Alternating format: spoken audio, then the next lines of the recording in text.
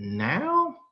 Okay, so I know that we finished on what feels like days and days and days ago to me, but I think it was Tuesday. We kind of were talking about, in general, the things that are going to contribute to how strong we are. We went our way through kind of muscle size and then the added complexity that's going to be put on top of all of that by incorporating the arrangements of muscle fibers relative to their kind of insertions. So the tendon, which we talked about with pennation, and how we can use all of that to calculate physiological cross-sectional area. Okay, so size is important. Size matters in this particular instance, okay, as it relates to force production. The kind of next biggest piece that goes into that, though, is going to be this idea of you have this amount of muscle. It doesn't do us any good to have the muscle if we can't actually turn it on and engage the myosin with the actin and generate force. And so that brings us to the idea that we sort of started talking about of motor unit recruitment and motor unit activation, right? And so recruitment is the number of motor units that get turned on at any point in time in an effort to generate whatever force that we need. Okay, and remember that recruitment, that's controlled by the central nervous system. That's a top-down, under almost all circumstances kind of thing. The motor cortex in the brain sends a signal down. It is going to depolarize a motor neuron in the spinal cord, and then that is going to fire down its axon and turn on all of the muscle fibers that are connected to that. That's our motor unit, and we're going to go one motor unit at a time until we get the desired amount of force. Okay. Also remember, kind of laying on top of all of this, is that the motor units are going to, under most circumstances, okay, under concentric and isometric contractions, so contractions where the muscle doesn't change length and contractions where the muscle shortens, which is like, I'll put up here like my bicep shortens and it does this, okay? Under those circumstances, there is an order to which the motor units will be recruited. Typically, the smallest motor units, are the ones that connect to the fewest numbers of fibers, are going to be recruited first. The smaller motor units tend to be, okay, they're going to tend to be slow twitch. And then as we move our way up in size, we're going to eventually get into our type 2A kind of fibers and then into our type 2X. So I think that mostly covers about where we got to on Tuesday. Does that sound about right to everybody? Does that sound like a reasonable kind of rehash of things?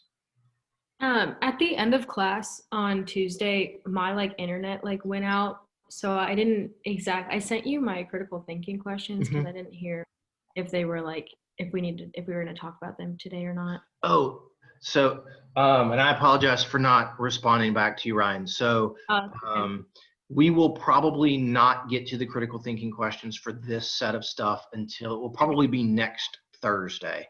Okay. We'll try to get through a couple.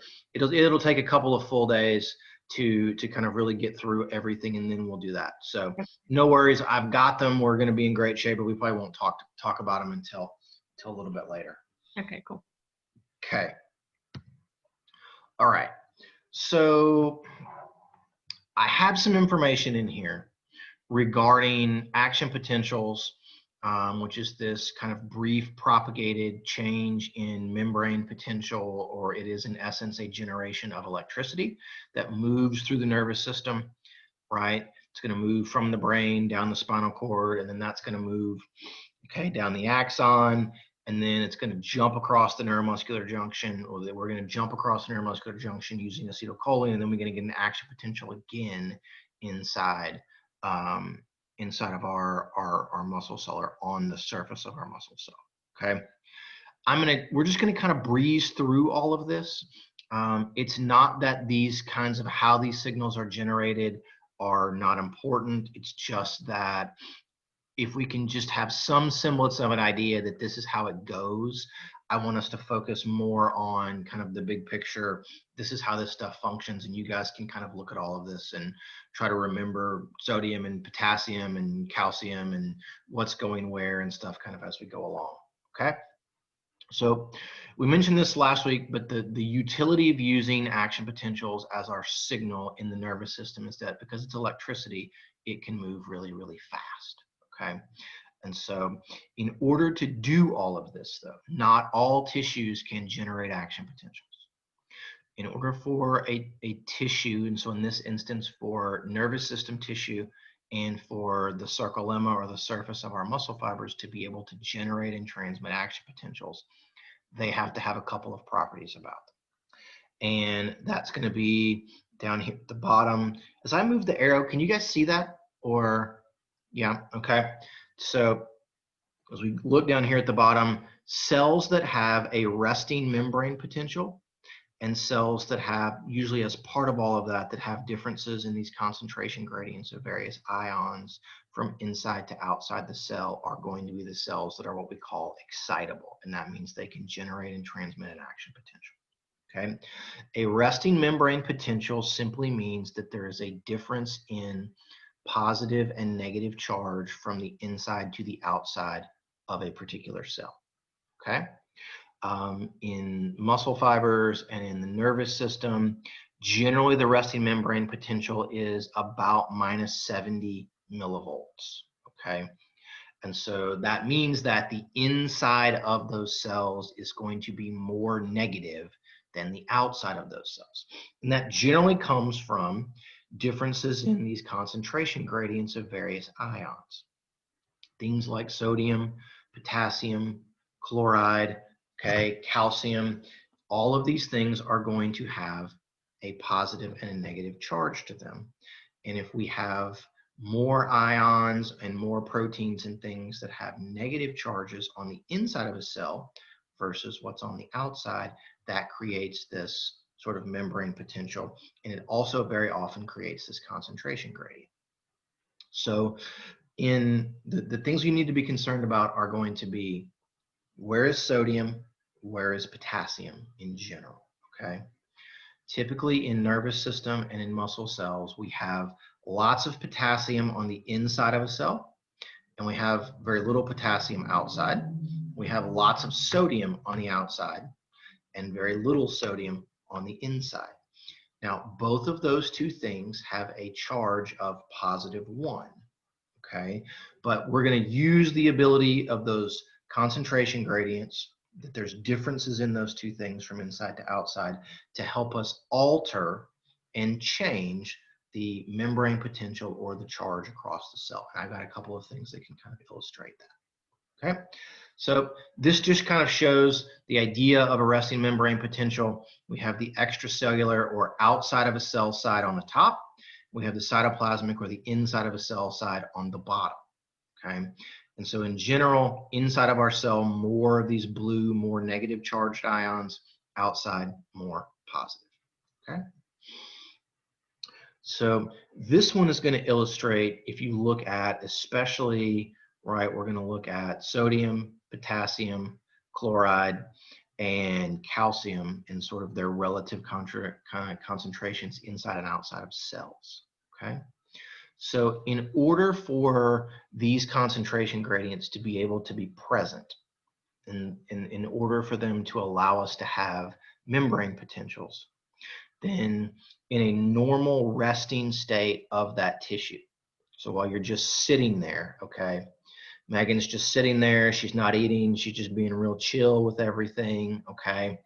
Then these membranes, so the outer membrane of our nerves, or the axons, or the nerve cell bodies, or the outer membrane of the sarcolemma, has to be impermeable to these individual ions, okay? So under normal circumstances, sodium cannot get across the membrane one way or the other. Potassium cannot get across the membrane one way or the other, okay? Does that make sense? Because if they were allowed to move, then it's like putting drops of food coloring into a glass of water, right? You drop it in there and it spreads out until it has kind of evened itself out all the way throughout the water. And now your water looks red or blue or purple or whatever color you want it to be. If there was free movement of these ions across this membrane, then under most circumstances, they're going to diffuse back and forth until the concentration is basically the same inside and outside. And that then means we don't have a concentration gradient anymore, okay? So the other piece of this that becomes really, really important is we have an impermeable membrane, right? So, and then we have ion pumps that are going to actively be able to use energy but can move the ions against their concentration gradients. So we can basically actively pump sodium out of a cell, pump potassium back into the cell, which lets us kind of like pull the string back on a bow and arrow. It lets us kind of cock this whole system by creating these gradients, okay? But it costs us energy. And so in nervous system tissue and in the sarcolemma, they are impermeable, and we have lots of these ion pumps. The most common one is called the sodium potassium pump. And there's some data that on some instances, if you sat around all day, that like 15 or 20% of the energy that you use all day comes from running the sodium potassium pump. It's just this kind of wild kind of an idea. Okay. All right. So when we're going to initiate a muscle contraction, or when we're at least going to initiate the action potential that will hopefully lead to the initiation of all of this, it's going to occur in this kind of 7-step process. Okay. And so if you guys have any background whatsoever, you've ever had a class in sort of biology, you've ever had a class in like physiology, which I imagine almost all of you guys have, then you've probably seen all of this before. Okay, so I'm just going to point out a couple of things, and then we're gonna move on. So over here in our graph, what you can see here on the y-axis is this is the measure of membrane potential. So the differences in charge from inside to outside of our cell. And so at rest in, let's just say, in a motor neuron, or at rest in the axon, or at rest in the sarcolemma, the resting potential is about -70 millivolts, okay? What happens when you make the decision to contract a muscle is the brain is going to begin generating some action potentials. Those action potentials are eventually going to get sent down. They will be picked up in, let's just say, the dendrites that are connected to the alpha motor neuron for the muscle group that you want to use, okay? So not all action potentials that come from the central nervous system are going to be big enough and powerful enough to make a motor neuron sort of depolarize, to make it go ahead and generate its own action potential. And so you're going to get these initial signals that are going to be picked up, and they are called a graded potential. And so a graded potential is just, this is a signal coming in, and it is going to begin to drive us towards generating an action potential, but it is not in and of itself going to be big enough to cause that to happen initially. Okay, does that make sense, guys? This idea of a graded potential. This is a little bit of like a safety mechanism in the system. Okay, the motor neuron wants to get it, make sure that it's getting a big enough signal or a strong enough signal from the motor cortex to actually go ahead and fire. So when we get enough of a graded potential, you get a big enough signal here, we reach this threshold value, which is typically somewhere around about -55. So we're driving ourselves in a positive direction. Once we reach threshold, then it is like, it's like letting go of the bow with the bow and arrow. Okay, we've now released the arrow. Once we get to that point, there's no turning back. Okay, so at this particular point, then there are going to be these things called voltage-gated sodium channels. And so once you reach this voltage, those channels on the surface of the sarcolemma, or on the surface of the axon, or the surface of the motor neuron, they're going to open. And when they open, that's going to allow sodium to move down its concentration gradient from outside to inside. Okay. We're also going to open up voltage-gated potassium channels, and so potassium is going to want to move from inside to outside. Through some relatively complicated, or maybe not that complicated, biochemistry that I'm sure you guys don't want me to bore you by talking about. The sodium moves faster than the potassium does. So you're going to, even though we're getting positive ions moving in both directions, we're going to get more sodium moving in faster. That drives our membrane potential. All those positive ions come in, drive us more and more positive up into the total positive values for membrane potential. Okay? This generates the actual action potential that we sometimes call a spike or a peak. So this gets generated, and then once that happens, almost immediately we begin this process of what's called repolarization. So we fire, then we're going to, the potassium is going to begin, as the sodium gets up to here, it is beginning to equilibrate on either side of the membrane. The potassium is still moving out. It hasn't equilibrated yet. So as the potassium, more potassium moves out than sodium comes in, membrane potential becomes more negative and it falls. We call this repolarization. Okay. During repolarization, we will eventually close the sodium channels, right? We're going to keep the potassium channels open for a little while. And what happens, though, is we get a bit of what we call hyperpolarization or an overshoot, that we've closed the sodium channels, but we're actually going to pump more potassium is going to leave than what we really need. And so we're going to drive membrane potential a little under -70. Maybe it gets to -75 or -80. Okay. So once that happens, we will now get down here. We will close the potassium channels, and then we restore the ion gradients using the sodium potassium pump. So we restore membrane potential, and then we begin pumping sodium out, potassium back in, okay, so that we can restore our ion gradients. And then that allows us now to generate another action potential if we get another signal coming from the central nervous system, or another signal coming from acetylcholine across the neuromuscular junction. Okay. Does that make reasonable sense to everybody? Right?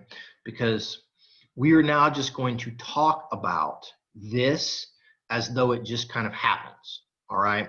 We're going to get into how the nervous system changes the frequency with which it sends these action potentials, and the role that that plays in controlling what gets turned on, when it gets turned on, and it's also going to have some role in modulating or altering force production within a motor unit that has been turned on, okay? And so I don't want to just kind of hand wave, or if you've ever watched like Seinfeld or anything else, which of course probably dates myself, we're just going to yada yada the you know, all of the steps in the action potential process. Okay. So if you really care about the biochemistry of all of this, this is going to talk about the conductance of the different things, and it's going to kind of show you what's happening when and what's underlying each one of those things. It's in some ways, for those of you that are maybe not Pearson, if you've ever seen like what's underlying the things of an EKG or something, like what's changing in, you know, potentials in the heart when we do stuff, it's kind of all of that. So I'm not going to ask you any particular questions very much about all of that, but there we go. Okay, so two more things that I just want to mention. One of them is going to be quite important. The other one is, it's important, but it doesn't necessarily play that big of a role kind of in controlling force in the way we're going to talk about. Okay. So there are these ideas of what we call refractory periods. And so during a refractory period, this is during the time either when an action potential is being generated or repolarization is taking place, okay, or once we have repolarized but the sodium potassium pumps are running to restore the ion gradients. So we have what's called an absolute refractory period and a relative refractory period. And so in the absolute refractory period, no matter what other signals the brain may send to that motor neuron, or the motor neuron may send down its axon for the release of acetylcholine, no matter what additional signals we get, we cannot under any circumstances generate another action potential in that tissue, okay? The absolute refractory period is going to be denoted here in this kind of fleshy peach color that we see. The key thing that underlies the absolute refractory period is the fact that it only occurs when sodium channels are going to remain open, okay? As long as the sodium channels are open, allowing sodium to have some chance to move in, okay, we cannot generate another action potential, okay? In general, this tends to last right up until resting membrane potential has been restored, okay? The relative refractory period is going to be a little bit different in that during relative refractory period, we can get a second action potential to be generated. It's just going to take a larger stimulus than what we were getting the first time it fired, okay? And so generally the relative refractory period is going to be and encompass that time of what we call hyperpolarization. But the sodium channels have closed. That means we can begin to run the sodium-potassium pumps. So we could, if given a big enough stimulus, which we will very often provide, we can go ahead and reopen the sodium channels and let sodium come back in and get a second action potential. Absolute refractory periods help us to have one-way transmission of signals in the nervous system or in the muscle, okay? It starts in one place and it only moves in one direction because the patch of nervous tissue immediately behind it is stuck in the absolute refractory period. So it only allows your motor neuron generates a signal. It's only going to shoot it down the axon. It's not also going to shoot it back up towards the brain, okay? Relative refractory period, again, is just kind of a safety mechanism. The body does not like to make a muscle contract more forcefully or more often and use more resources unless it feels like it's really, really sure that we absolutely need to. Okay? Questions about that, about those two things, guys? No? Anything at all? Okay. Do I need to make you guys like stand up and we'll, everybody is at home, we'll all like stand up and do squats or something, or make our own little memes out of things that are going to be there? Or you all have to like spin your thing around and like show us something in your immediate space that has meaning to you or something. They told us all the stuff that we could do during Zoom lectures to try to get people to talk and like, you know, tell us about this. Like I could tell you about this picture that is in our dining room immediately behind me, and it has no real meaning to us. We saw it at IKEA. We thought it matched some other things that we had because it was black and white, and so we got it. That's basically the story, right? So we could be like, hey, Megan, like, what are those things behind you on the wall mean? All right, so we've talked about this. We've talked about this. Okay. We did this the other day. We talked about how we're going to move these things. We talked about excitation, contraction. Right? I'm not crazy. We talked about excitation, contraction coupling last week, or am I just completely misremembering things? Megan, is that kind of like a slow no? You're not sure? I don't think we talked about it. We don't think we talked about it. Okay. Again, this is where I get confused between what my undergraduate class did and what we did here. All right, so we send a signal from the brain down the spinal cord to the motor neuron. Okay, we picked it up, we had our graded potentials, we got enough of a signal to get an action potential there. It then moves down the motor axon. It reaches, okay, the neuromuscular junction, okay? We open our voltage-gated calcium channels here. Calcium moves in. That's going to signal these vesicles that have acetylcholine in them to integrate themselves in the membrane and dump their acetylcholine out into the primary and secondary cleft. And from there, acetylcholine binds to its receptor. That then opens sodium channels on the sarcolemma, allowing sodium to move in, and we generate an action potential here on the sarcolemma, okay? So once we have done that, then the signal is going to begin from that one initial place. It's going to spread in 3 dimensions in all directions out from that one spot on that sarcolemma, on the muscle fiber, okay? So from the junction, we're going to transmit an action potentials off in all these different directions. At various points, as it moves along the sarcolemma, it will encounter a T-tubule. And when it reaches a T-tubule, then the action potential goes down into that T-tubule channel, or that T-tubule tunnel, basically, and that moves it down into the inside of the muscle fiber, where it will encounter, do I have these things? Yes, okay. Where it encounters a couple of channels and things. So eventually, this action potential getting into the T-tubule is going to lead to the release of calcium from the sarcoplasmic reticulum. That calcium will eventually then bind to troponin. The troponin will change shape. It will pull tropomyosin away, and it will allow the formation of a cross bridge. Okay? So the process of exciting and depolarizing the sarcolemma and the T-tubule to the release of calcium is called those kind of steps are called excitation, contraction, coupling.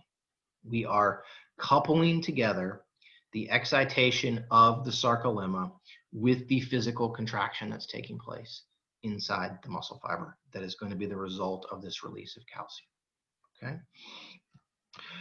We will talk about later on in class that under some exercise conditions, one of the things that causes fatigue and causes you to not be able to continue lifting weights or run or bike or to have to slow down is a failure of excitation contraction coupling.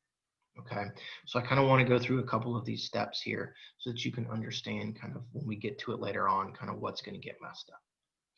Okay, so we've depolarized, we've gotten into the T-tubule, so how are we going to get from the T-tubule and it depolarizing to the actual physical release of calcium from the sarcoplasmic reticulum? And so what happens is there's a couple of different receptors here that I want you guys to know. So if you look at this, okay, here we have acetylcholine over here. This is the neuromuscular junction. Here's the nerve side, primary, secondary cleft in the sarcolemma. Acetylcholine binds its receptor. Action potential gets generated, and it moves down, and it moves out in all these directions. It's going to go like this, and it's going to reach a T-tubule, and it's going to then transmit down into the T-tubule. Action potential is moving down in the T-tubule. Inside the T-tubule, it will reach something called the DHP, otherwise known as the dihydropyridine receptor. Okay, the dihydropyridine receptor is voltage sensitive, so that means when the action potential reaches it, it's going to change its shape and get activated.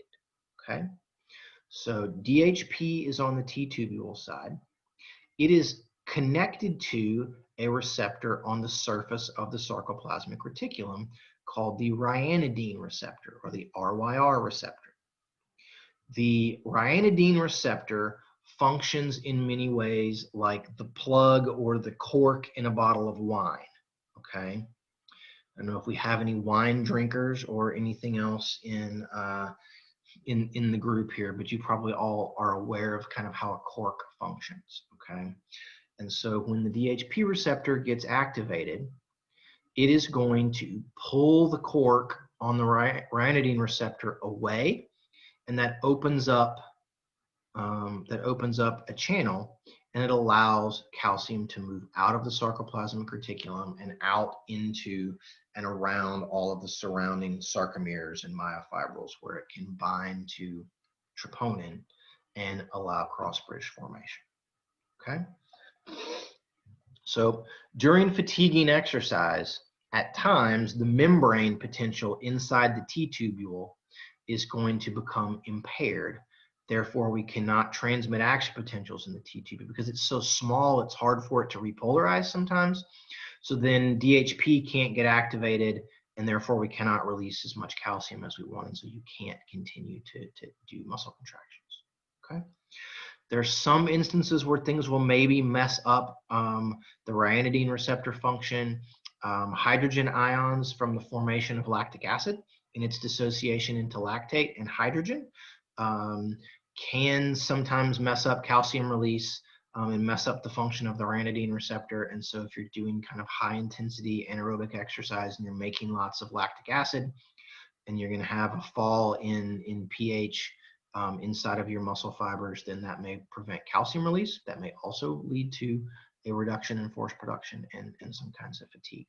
Okay, so we'll talk more about that when we get through metabolism and we get into fatigue and kind of how we need to fatigue ourselves in some ways to drive training adaptations and kind of the limits of performance. But this is the stuff, this is the actual receptors and their functions that are going to underpin all of that. Okay. Okay. Just be happy if we want. These are two of the most highly studied and like best understood receptors. I could make you guys like memorize their structure and their subunits and make you draw them on a test.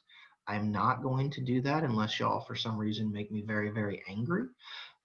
So just keep that in mind on all of these kinds of things. Okay, so this is kind of taking us through all of this.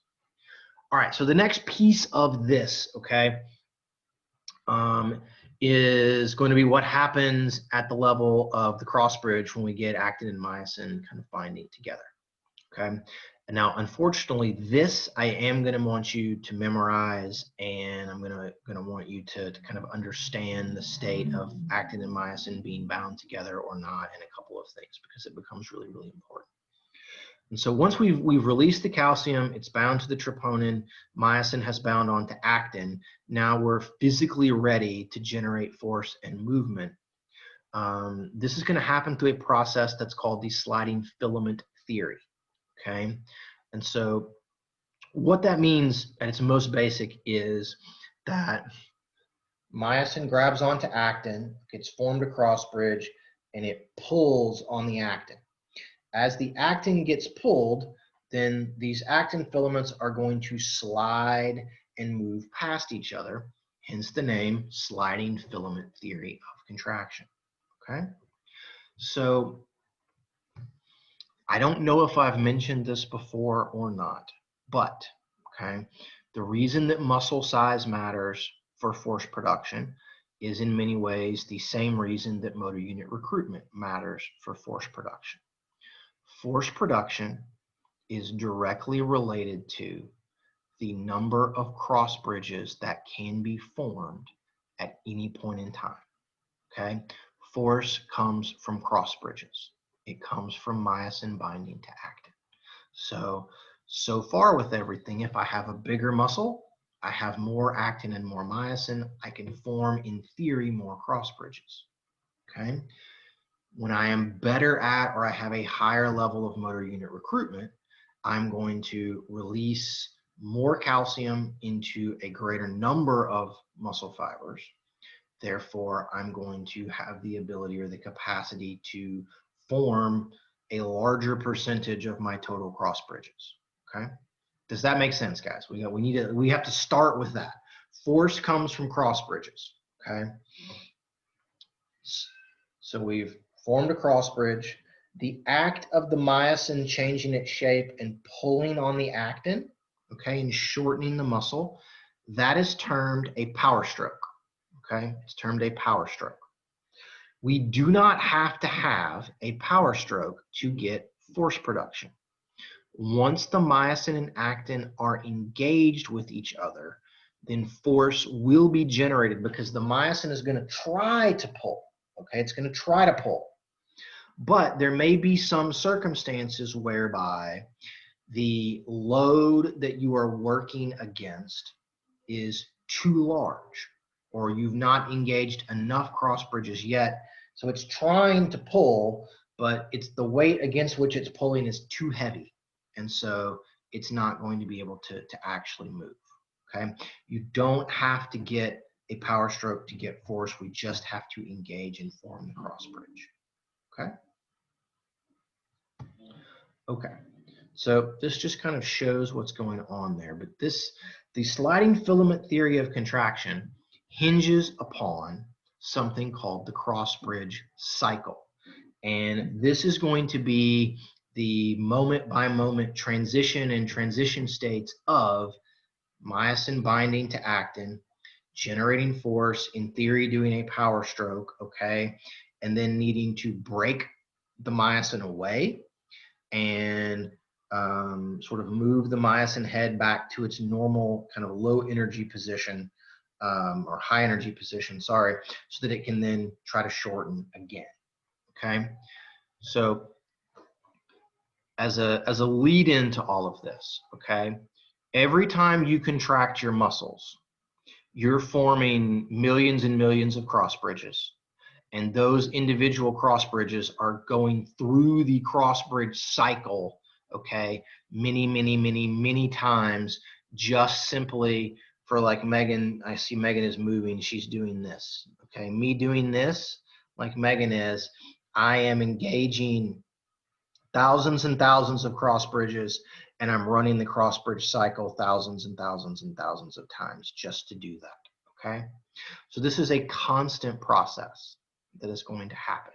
I think that's really important to emphasize.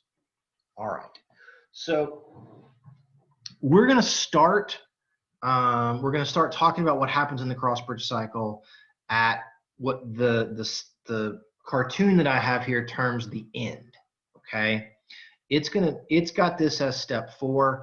I'm going to say this is actually kind of the starting resting state of a muscle, okay? So you're just laying there, you're nice and chill and relaxed. Your myosin is not engaged with its actin, okay? Just relaxed, you're chilling, nothing happening, okay?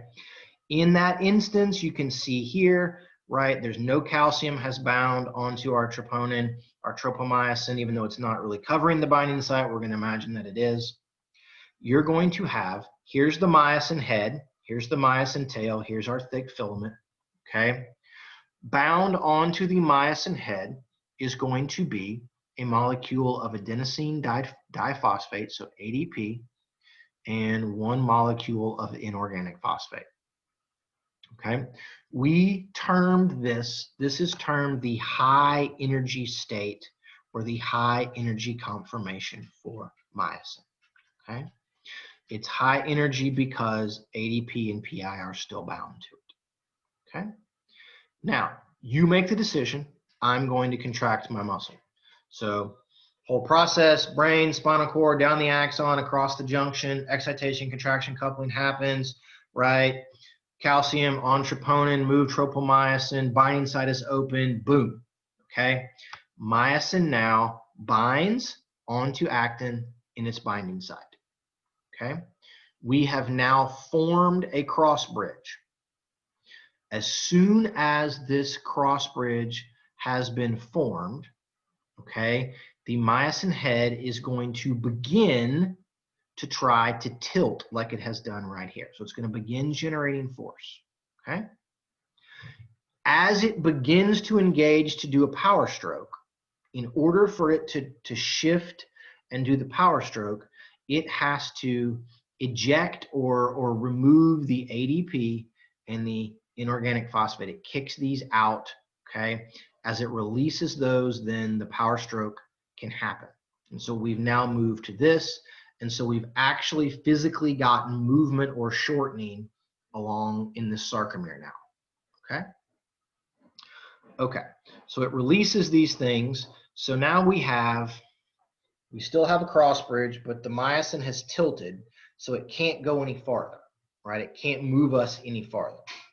And so now, in order to continue to generate force, in order to continue to generate movement, what we're going to have to do is we're going to have to get the myosin head to release itself from actin, to unbind, okay?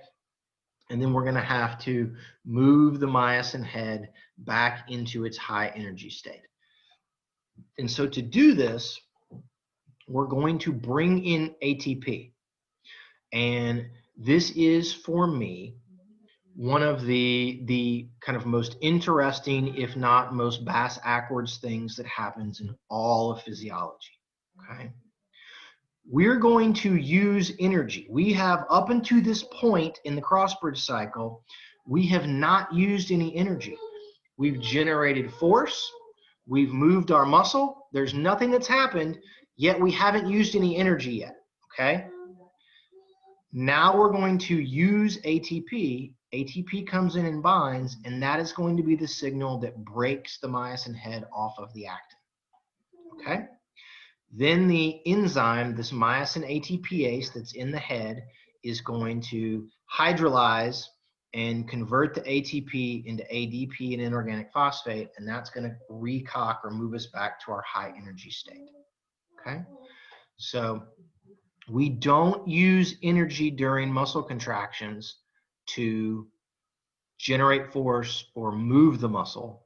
We use energy to get it to relax so that we can then re-engage and make more force and continue moving. Okay? This is going to have profound implications on the energy cost of different kinds of movements. Okay? This right here is why running downhill feels much easier than running on level ground or running uphill.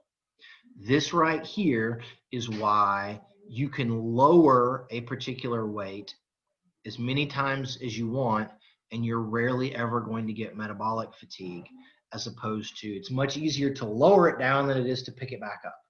Okay? It all comes down to where we use the energy in the cross bridge cycle. Okay? And we'll talk about how this kind of plays out with concentric and eccentric and isometric contractions in a few more minutes. We may or we may not get to all of that today. Okay? Are you guys with me on that? So because of the cross bridges, the energy that we use from them, the energy is used to relax. And so when you're running downhill, that's why it's easier than running uphill? Because when you're running downhill, especially in your quads, you're doing mostly eccentric contractions. So you're doing lengthening rather than shortening contractions. Mm-hmm. And so in those instances, you engage the cross bridge, but you engage just a few enough cross bridges that you're not generating enough force to propel. You're generating enough force just to kind of break yourself, and so that you're not actually going up, you're just kind of slowing yourself down. But they're never actually doing this particular step.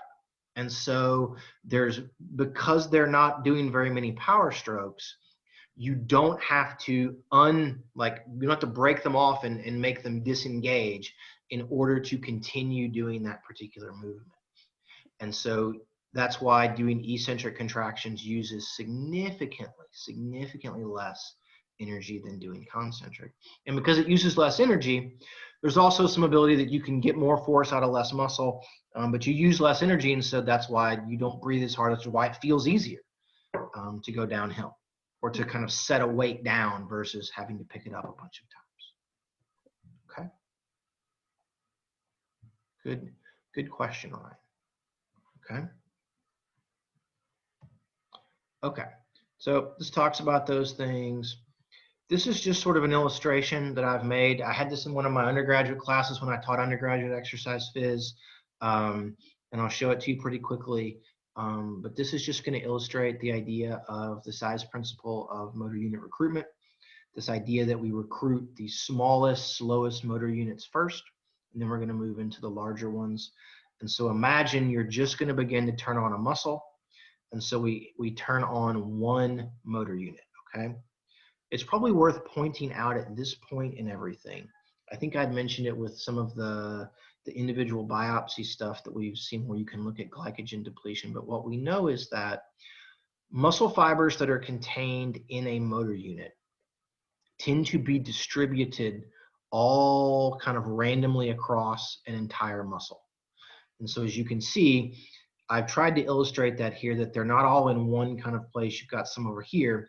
The idea we think behind this is that way when you don't turn on very many, you've got a relatively even distribution of force across the entirety of your muscle, which makes it a little easier to transmit that force through the connective tissue and on the kind of ligaments and tendons. But you turn on one. Now let's imagine that's not enough force for what we want to do. So we turn on a second one. That's still not enough force. We're kind of moving our way up the ladder here, active motor units and force. We do a third. Eventually, we'll get through all of our slow ones, and we're going to then engage some 2A fibers. Now, I realize, as has been pointed out to me by a very observant, AKA smart ass graduate student, that yes, in this 2A motor unit, there are fewer of these big blue fibers than there were of these smaller dark blue ones. That was an oversight on my part when I created this thing, but that's nonetheless, you guys get the point. We turn them on, we turn them on, we turn them on, okay? And we keep recruiting until eventually then we might get to the big ones like this. And so you do this and you turn on just enough motor units to get just the force that you want, okay? So we're going to stop here for a minute and I'm going to ask a couple of questions, okay?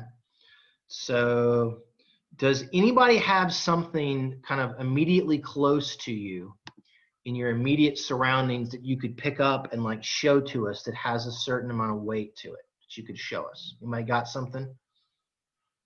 Ooh, okay. Ryan has, ooh, okay. Megan's got a cat. Okay. Megan, do you know how much does your cat weigh? 11 pounds. 11 pounds. Okay. Can you pick the cat up for us? Show it, him or her to us? Lovely. Okay. Big. So what is your cat's name? Rio. Rio. Okay. So Rio weighs 11 pounds. In order for Megan to pick Rio up, okay, she's picking him up, moving him up. How much force must Megan generate in order to pick Rio up? We'll ask it this way. Keldon, what do you think? How much does she have to generate? She has to generate more force than what the cat weighs. Okay, well, we decided. So how much did the cat weigh? At least 11.1 pounds of force. So she's going to generate at least 11.1 pounds. Why must she generate more force than the cat weighs in order to get it to move? Otherwise, it'd be an isometric contraction since you're matching the amount that, matching the weight of the cat. Okay, so we'll do it this way. Jacob, why does the cat weigh 11 pounds? Any thoughts? Because it's made up of things that have weight, like fats, muscles, bones, other atoms that have different weights to them. Okay, that's right. But why is it 11 and not 12 or not, whatever? Honestly, the only thing that comes through my head when I think that is because you take the amount of density that it has with atoms, and each of those atoms have a certain molecular weight, and then all those added up make that. Okay, no, that's okay. That's okay. Alex, if we took the cat and we put the cat in a spaceship and we took it to the moon, how much would it weigh on the moon? Well, the mass of it would still be the same, but because of gravity, if you would weigh it, go up differently. Okay. So in a relative sense, is the gravity on Earth more, less, or the same than the gravity on the moon? More. More. So if we take the cat to the moon, the cat has the same mass, but it weighs less because there's less force from gravity, okay? So I have a bottle of cleaning solution here. Everything weighs what it weighs here on Earth because of gravity, okay? You've got 9.81 meters per second trying to pull you and hold you down, okay? So there is a force pulling things down towards the Earth. And so in order to move them, our muscles must generate either a little bit more force so that it can exceed the force exerted by gravity on that object, okay? So that it can go up and move away from the Earth, okay? If I just hold it steady, then I'm exactly matching, right, the force exerted by gravity. So if Megan's just holding Rio, isometric contraction, he's not going up or down, okay? Exactly 11 pounds. Or if you want to then lower it back down somewhere, you have to generate then just infinitesimally less force than whatever it is that you're trying to move. Does that as an idea make sense, guys? That's how movement occurs, okay? And so anytime we move, anytime we run or lift weights or we do anything, the brain is making decisions in a very, very precise manner on exactly how much force we need so that we can go at a particular speed or jump at a particular height or move in a particular direction relative to that force being exerted on our body or something by gravity, okay? This will become important when we talk about fitness and things. If you lose weight, there's less of your mass goes away, then you're going to weigh less. And so then for you to run or move yourself against gravity, you actually need less force. And so therefore it costs less energy to move you. And so that means you may immediately become more fit just by losing weight. Or we put a 90-pound backpack on you full of weight, or we get one of Dr. Campbell's like weight vest, okay? Get like a 90-pound weight vest, you walk up and down the hallway in the thing, and now you just have all this dead weight. You weigh more, and it costs more force and more energy to be able to move. Okay. All right. So we talked about this, I think, a little bit the other day, but there is some level of evolutionary advantage, some level of utility to the order in which we recruit these motor units, okay? So during concentric or shortening contractions and isometric contractions, we recruit from these small, slow motor units first, and we work our way up to kind of the medium-sized ones all the way up to the big ones, okay?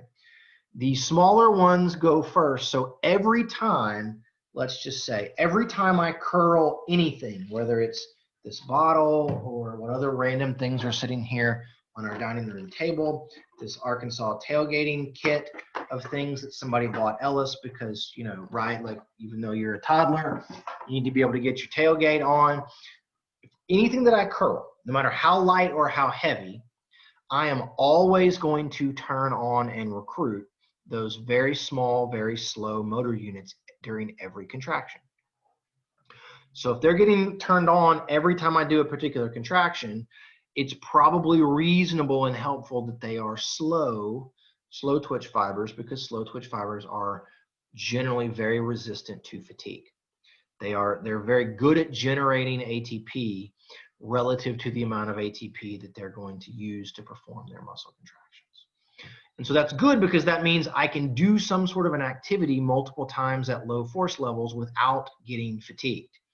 It would be terrible, right, if like every time you took a step or every time you did something, you then had to rest for 5 minutes because, you know, it's like doing a 1 rep max or something. Like, oh, I blew through everything and I got some fibers, they're just toast right now, okay? Additionally, by recruiting these smaller, slow ones first, it allows me to have much smaller gradations in force production, which allow for fine motor control. So I'm going to have resistance to fatigue, and I'm going to also have fine motor control, which means I can write, I can type, I can sew, I can do things, especially like with my hands and things that not all animals can do, that not all humans can do.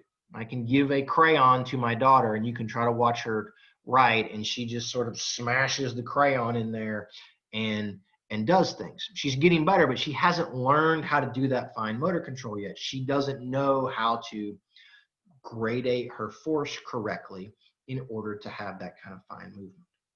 Okay?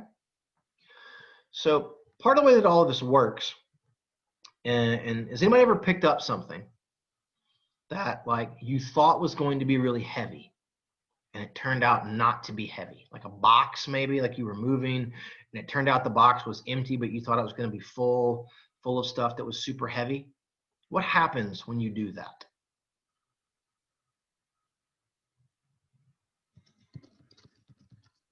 You like kind of lose control of it a little bit. You may lose control, right?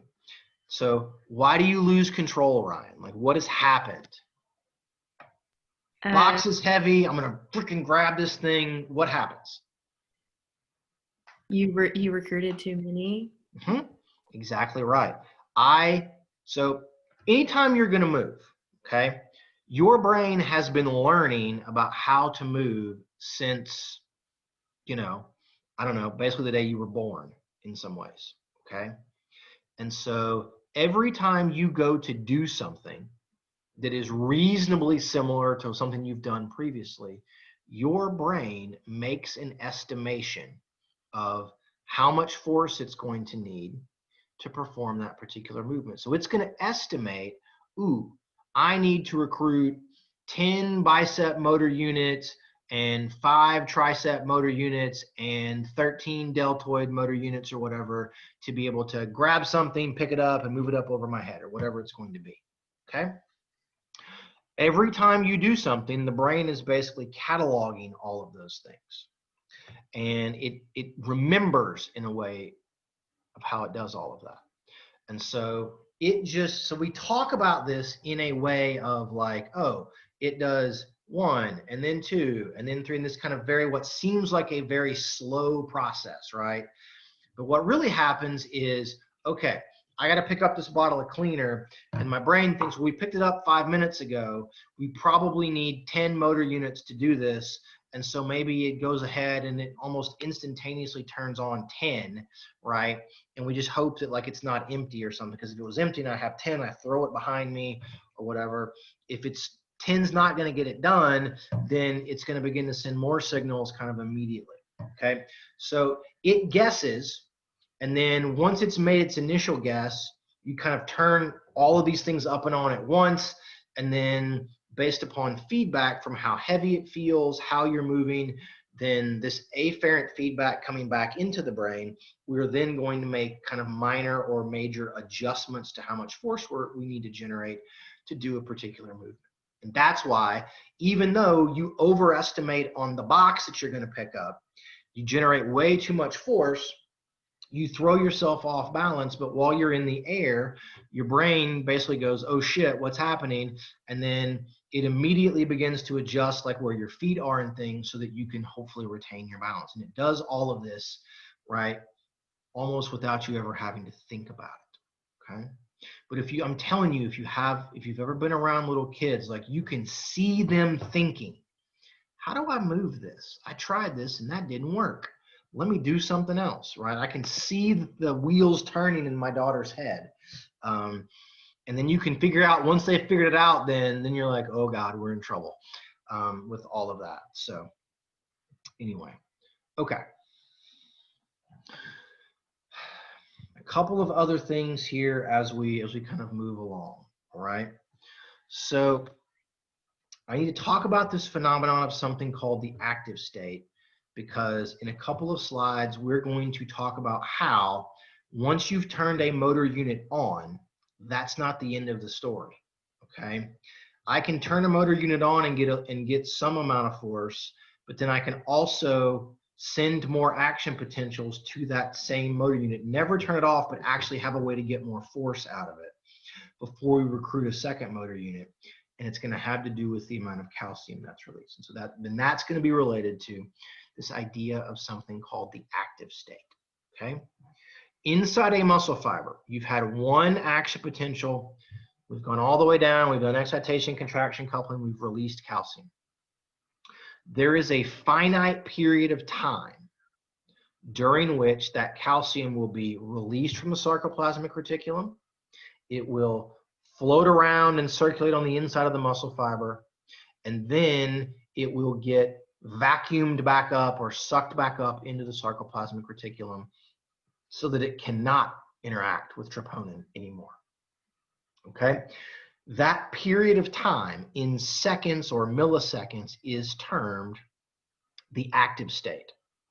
Cross bridges can form and force can be produced only during the active state, only during that finite amount of time when there is calcium that is outside of the sarcoplasmic reticulum to interact with troponin, okay? This is necessarily a very short period of time. If it wasn't a short period of time, like if I took Keldon and I injected his muscles with calcium, I will kill his muscles, okay? his muscles. If calcium is circulating inside the cell at high levels for too long, the cells undergo something called apoptosis, which is basically cell suicide or programmed cell death. Okay, so if you damage a muscle fiber and you damage the sarcoplasmic reticulum, the calcium is going to get dumped out for a long time, and that is interpreted as this fiber is no longer viable. Let's just kill it off and we'll make a new one. Okay, so normally calcium very low inside of a cell. You get these brief periods of time when excitation contraction coupling occurs, when it releases and then it gets pulled back. Remember, on the sarcoplasmic reticulum, there is an enzyme called SERCA, or the calcium ATPase. Okay, and it functions that once the calcium has been released, it functions as a vacuum cleaner to pull the calcium back inside. Okay, its job is to, we call this resequestration. It resequesters the calcium, and then that turns off, okay, in conjunction with the energy breaking the cross bridges. The removal of calcium from the cytosol back into the sarcoplasmic reticulum turns off a muscle contraction. Okay, so what I'm showing you here in this is from an isolated muscle fiber, and what you see here is it's a time overlay of 3 different things. In the top here, you see the change in membrane potential. So here, this change, this is the action potential occurring. So stimulus, action potential, repolarization, back to rest. What you will note is that there is a little bit of lag. This is measuring calcium release into the inside of the cell. So there's a little bit of a lag. Action potential begins. We're going to then move that, okay, into the T-tubules. DHP gets turned on, ryanodine opens the cork, and then calcium gets released. Calcium is going to then flow out into the cytosol, and then it is going to get sucked back in via SERCA. And then the bottom trace is the measure of force, or the measure of kind of force coming from our cross bridges. And so action potential, then calcium is released, and there's going to be a lag even farther behind the release of the calcium before we actually get tension, before we get cross bridge things. And then this gets turned back off, and then eventually we're going to get, with a little bit of lag, we're going to shut off force production.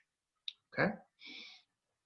So the duration of the active state can be altered. It can be altered. And so if I make the duration of the active state longer, I can, one, sustain a contraction for a longer period of time, but I can also end up in a place where the longer the active state, the more calcium can be pushed out of the sarcoplasmic reticulum, and therefore the more force I can get. Okay, so we can alter this in a way to get more force. Indeed, in isolated animal muscles or isolated single muscle fibers, like what the stuff I was showing you here, if I give a large dose of caffeine, or I bathe that muscle in caffeine, what the caffeine does is the caffeine slows the function of SERCA, and the caffeine actually makes ryanodine more sensitive, and so we get more calcium released and a slower reuptake, so the active state gets longer and we get more force production. Okay, so you may ask me now, Dr. Black, is this why caffeine is such a good ergogenic aid in people? Is this why caffeine is in all the pre-workouts? Is this why caffeine makes you a little bit stronger? Is this why caffeine prevents fatigue? And the answer is actually no. This is not it.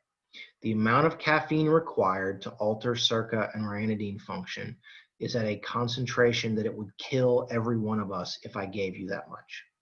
Okay, it's in a millimolar concentration, which probably doesn't mean anything to anybody, but in millimolar concentrations, caffeine will do this. A millimolar concentration will kill you. Okay, so what we get from taking caffeine pills or drinking Diet Mountain Dew in my instance, or Dr. Campbell's instance, or having coffee or something, or what are called micromolar doses.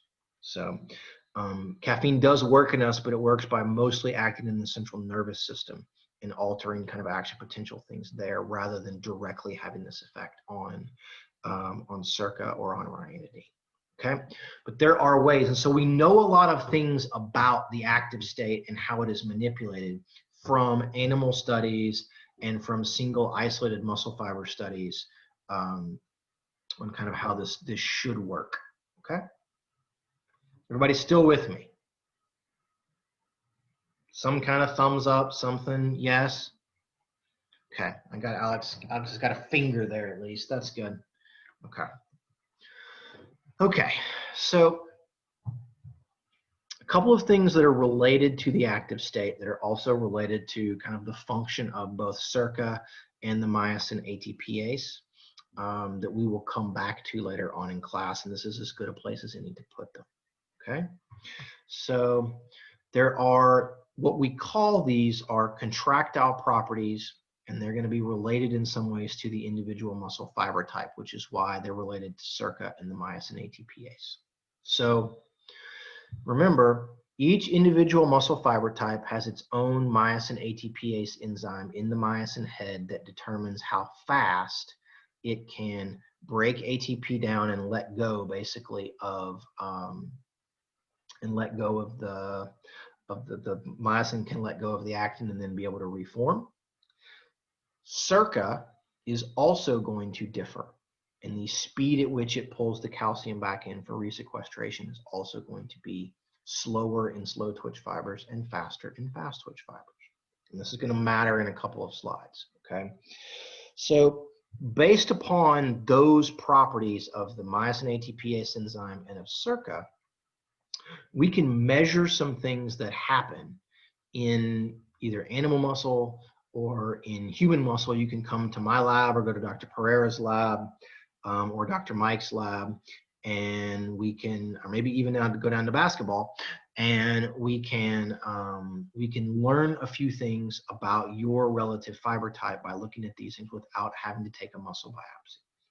And they are what we call time to peak tension, rise time, and something called half relaxation time.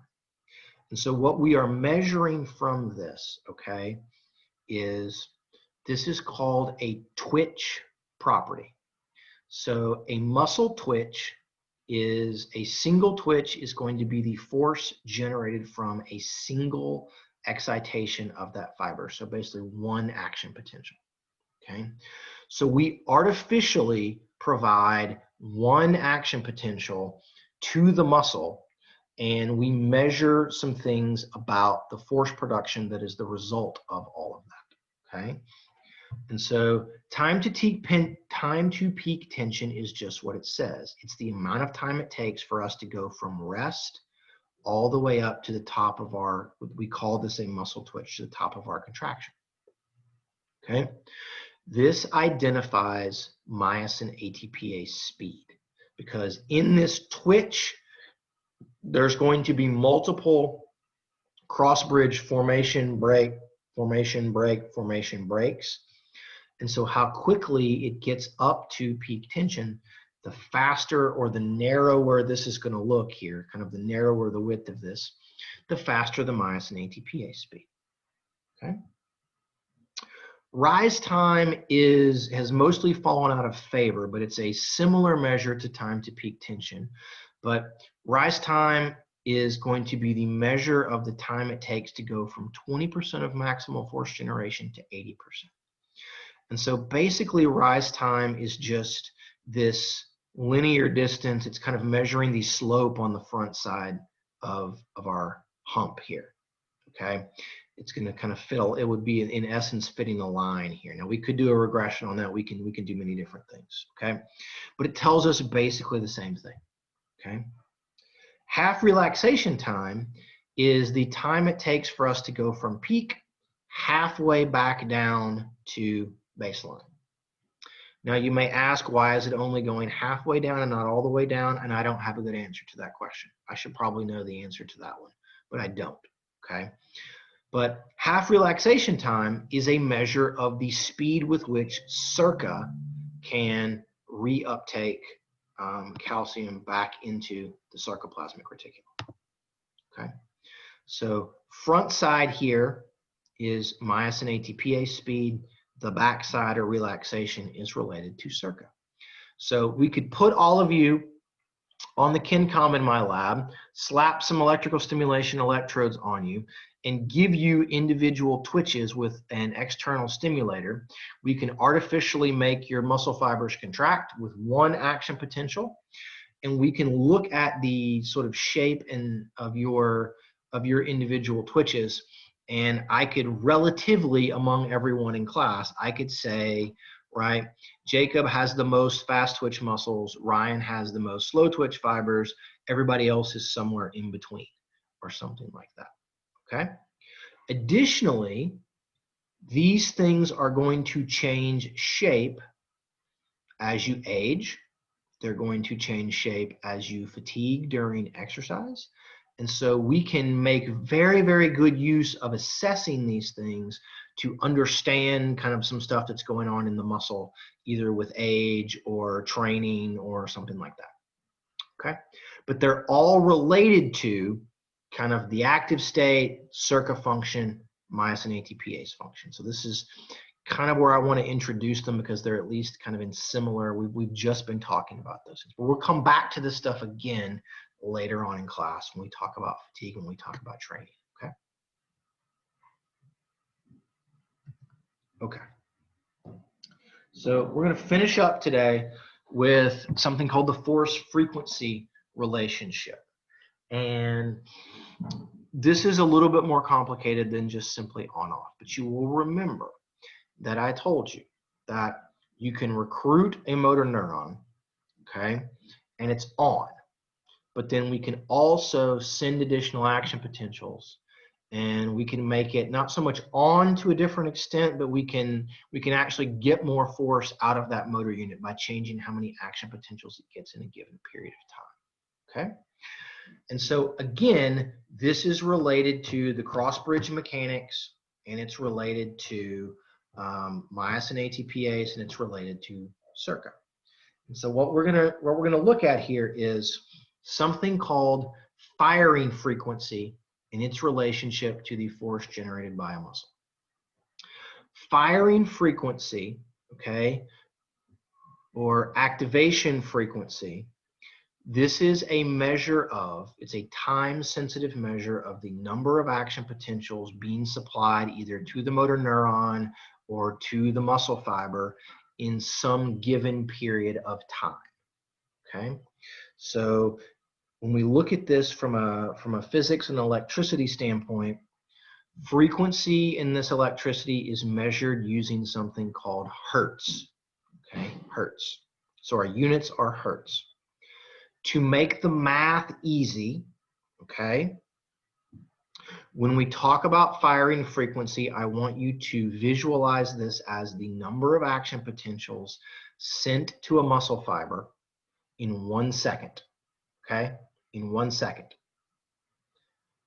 It's actually not going to be 1 second, but the math works out that that's the easiest way to think about this, okay? So if I say that you have a 1 hertz firing frequency, that would mean that the brain is sending 1 action potential to the motor neurons, and then the motor neuron is depolarizing and sending 1 action potential to the muscle fibers each second, okay? So you get 1 action potential every second. 5 hertz would mean 5 action potentials every second, and so on and so forth, okay? The nervous system, because action potentials are all or nothing, the only way the nervous system has to modulate its signaling is by changing frequency of action potential delivery. Because things are either on or off, okay? It can't send like half an action potential. You're either gonna get one or you're not. So if it wants to change things, it's going to send more of them or fewer of them in a given period of time, okay?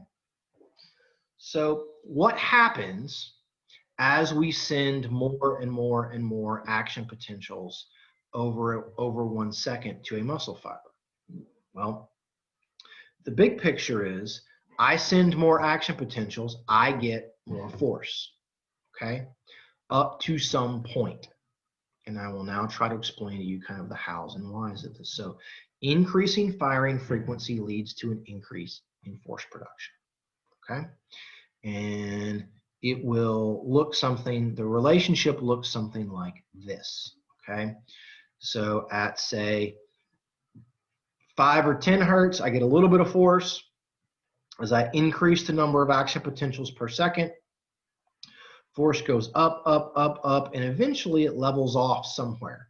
Where in this particular instance, at about 50 action potentials per second, I'm just about at peak force.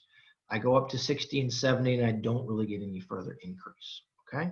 So as we increase frequency of action potentials, we get more force, but then at some point it will plateau. So now we'll kind of try to explain how is this working, why is this phenomenon occurring, okay? And so if you also want to think about this, look at it this way, okay? This is what we would call neural rate coding or neural firing frequency. This is a recording from an axon, a single axon going to one motor unit. And so they're having the person lift a very small weight, like 2 grams, and you're getting every little spike here is an action potential. You're getting this number of action potentials. When you go to 5 grams, you're getting more action potentials, right? So the number of these is much higher. 10, it looks like this. 20, it looks like this. And at some point past 20, it's going to continue to look just like this, okay? You're going to at some point reach this place where we cannot increase our firing frequency or the number of action potentials anymore. So I'll come back up here. Okay. So we're going to go back to this idea of absolute and relative refractory periods, back to this idea of how the SERCA enzyme is going to function, okay? So remember, a muscle twitch is 1 action potential.